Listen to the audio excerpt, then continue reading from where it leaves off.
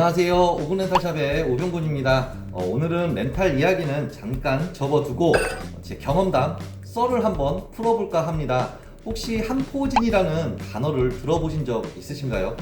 모르시는 분은 조금 생소한 단어일 수도 있고, 혹시 한포진을 겪고 계신 분이라면 굉장히 공포스러운 단어일 수도 있는데요. 유튜브를 보다 보니 이 한포진 관련 영상을 조금 보게 되었는데, 몇 년 전에 제가 겪었던 힘들었던 이 시간들이 딱 떠오르더라고요.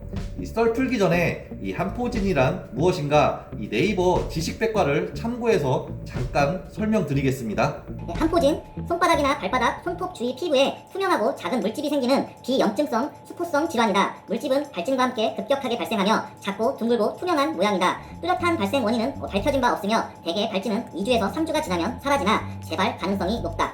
대충 좀 감이 오시나요?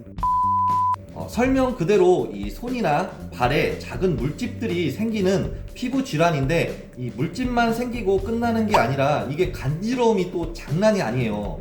이 목이 물려서 간지러운 정도가 60이라고 본다면 이건 100을 넘는 레벨인 것 같아요.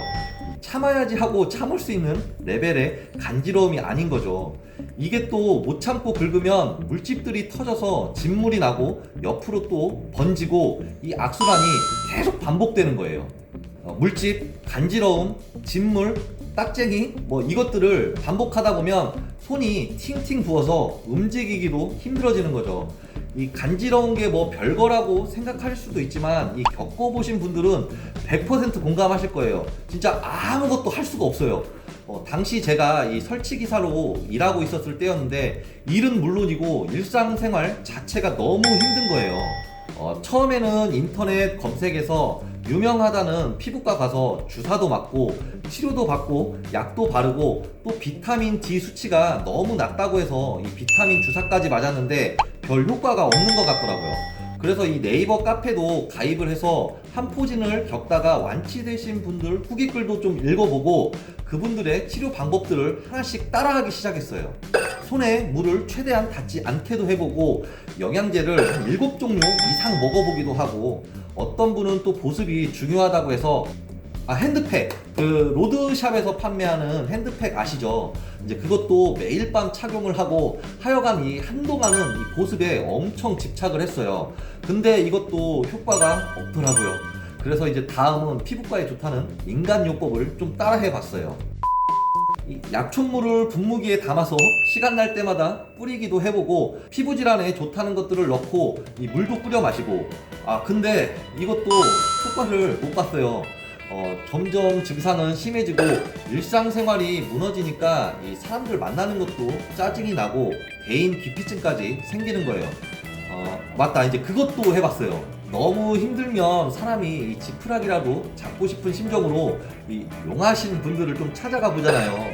그래서 저도 집에 부적도 붙여보고 작은 의식도 해보고 막 다 해봤는데, 진짜 이것마저도 소용이 없었어요. 돈은 돈대로 나가고 마음은 마음대로 지치고, 이 손을 막 잘라내고 싶을 만큼 힘들어지더라고요.